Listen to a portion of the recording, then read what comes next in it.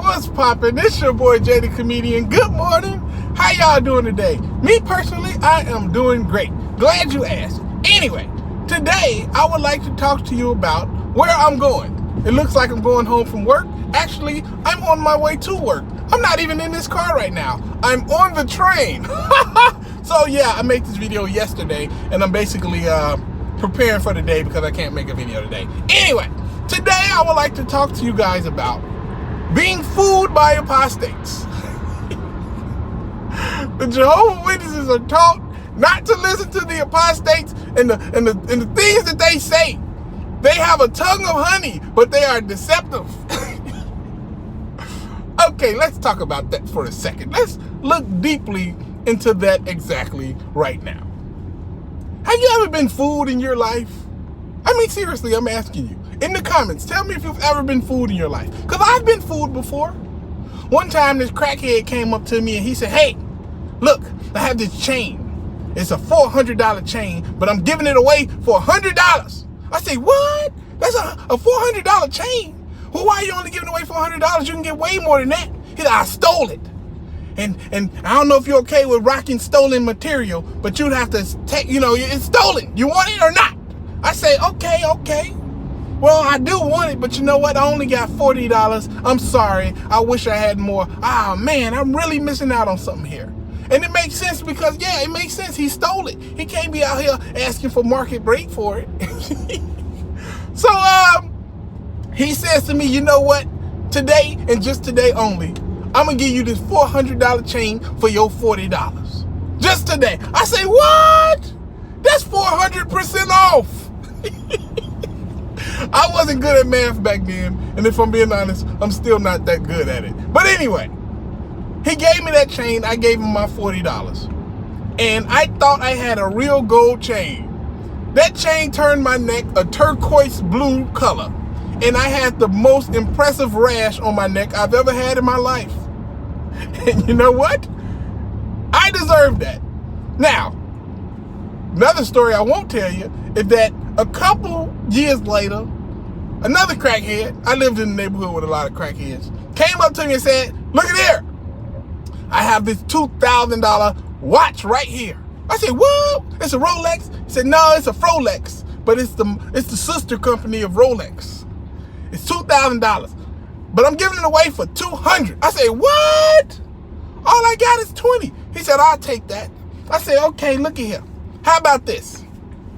I'm gonna give you 5 seconds to run as fast as you can before I catch you and beat the brakes off of you. How about that?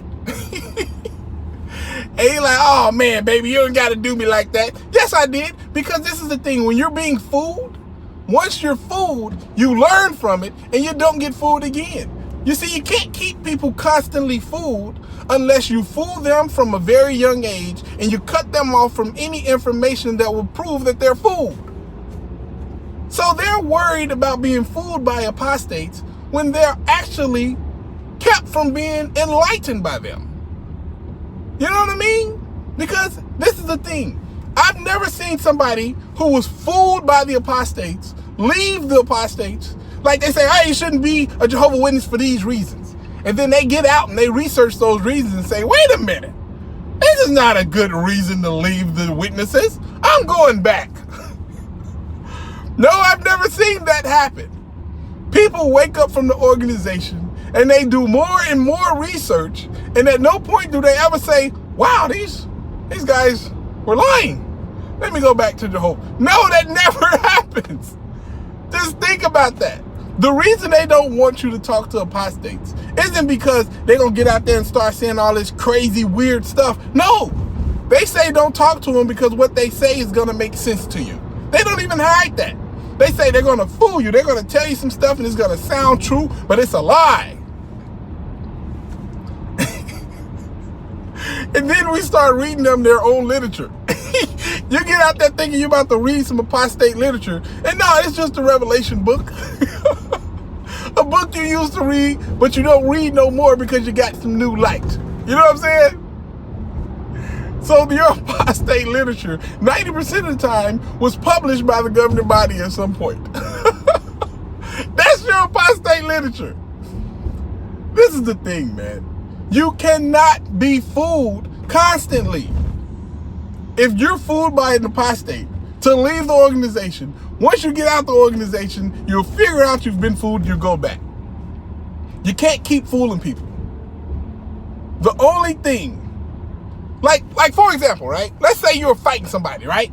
I'm fighting you. Me and you, we fighting right now, right? Oh, there was some good punches you threw, good punches. But then I say, oh no, the chupacabra! Watch out, he's gonna bite you. And you turn around and say, where? And I punch you in the head as hard as I can. Can I then 5 seconds later be like, all right, yeah, I got you now. Oh no, Wonder Woman just lost her top. Look at them, they swinging around. If you turn around like, where? You deserve to lose every fight you get in for the rest of your life. Because you're an idiot. No, you learn after you get fooled. You don't get fooled and then continue to be fooled. The only way you can be fooled and then continue to be fooled is if the person that is fooling you is cutting you off from the information that would enlighten you. Oh, I wonder who does that. Oh, are there any religious cults out here? Cults. Any religious cults out here that control the information that goes in and out of their listeners? They're going to use funny words like, oh, he's disassociated, or he's disfellowshipped, or he's an apostate. Oh, they're going to use really funny words to keep information from getting to you. A red flag should go up about that. That's pretty important stuff right there. When you hear anything that tells you don't listen to something, that's when you should listen even harder. Like, for example, and I always use this example, the whole flat earth theory, right? There is no way you can convince somebody that the earth is flat if they actually sit down and do their due diligence as far as research. You can't convince nobody of that.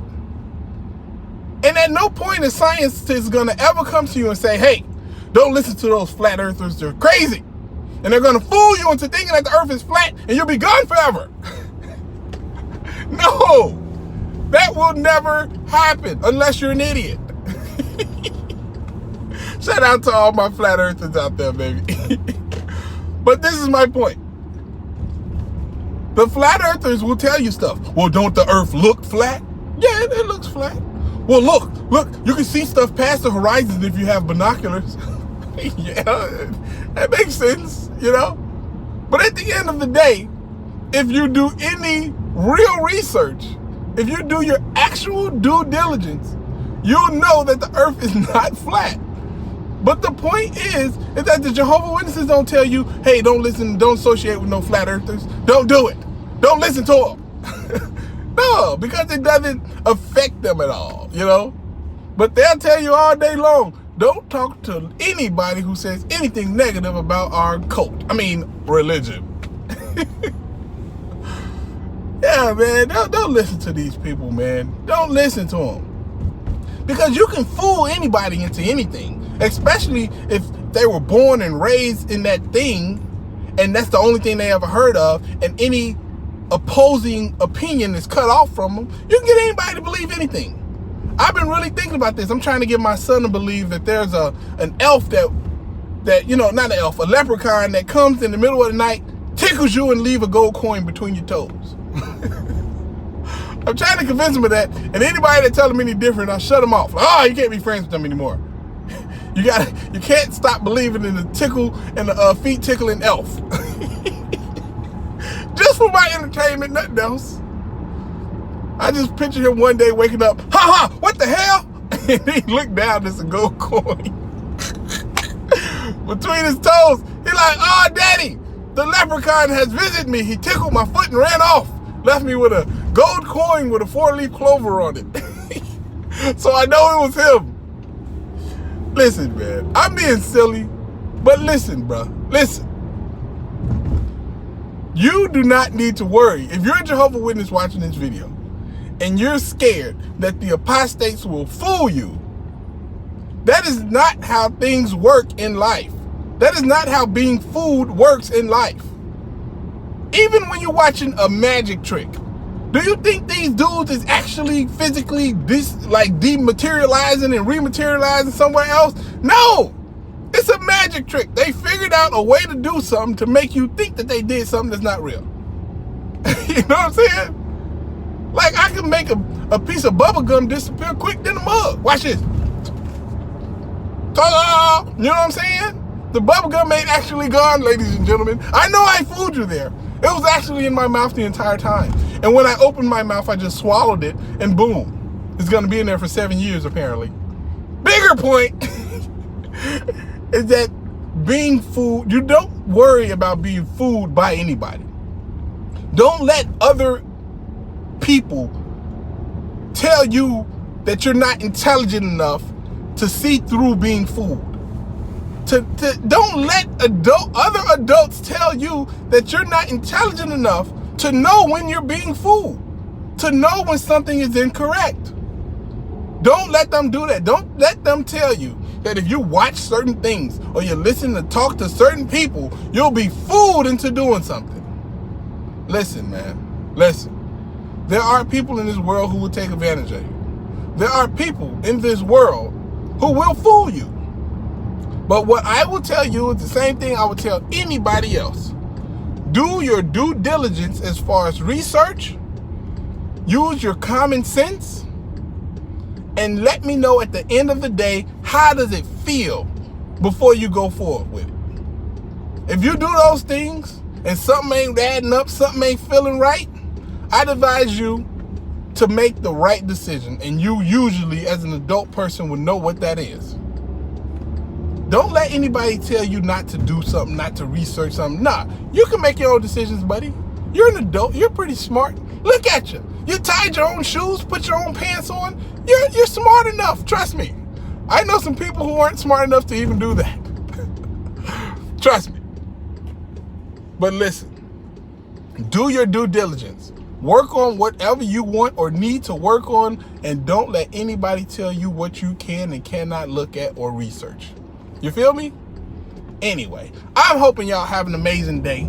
I know it's tomorrow, but see you tomorrow. Holla at your guala. Deuces.